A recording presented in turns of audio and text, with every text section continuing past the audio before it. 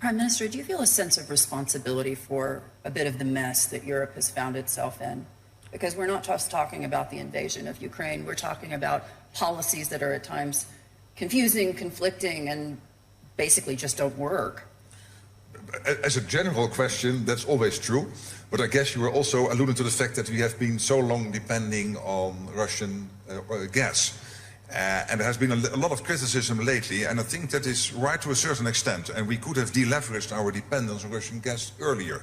And we have seen this year how quickly, how fast this can be done by indeed, for the short term, importing LNG.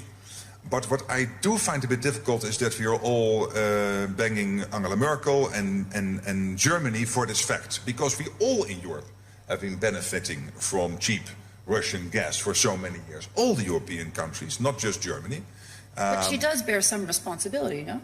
Well, she was the one, together with Hollande, and I'm going to defend her here, who after the Crimea invasion was able to come to the Minsk Accord, the Minsk peace process, which was crucial. And Germany is a big economy, but can only do so much together with France in those days. So I think she took the right leadership decisions at that moment. But what about Gerhard Schröder? Yeah, but Gerhard Schröder is 2005, and what he did afterwards... Yeah, okay, but that's an internal German debate, that he was then chair of the Gazprom, whatever, and that's something that his party and he himself have to cope with. But Merkel cannot be held responsible for what Gerhard Schröder did between 1998 and 2005. And this chairmanship of the Gazprom board was from later on.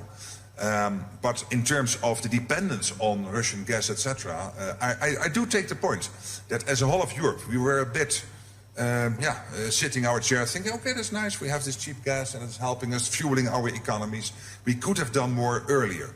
But again, this is a collective thing we did wrong. This is not something we can just blame Germany for.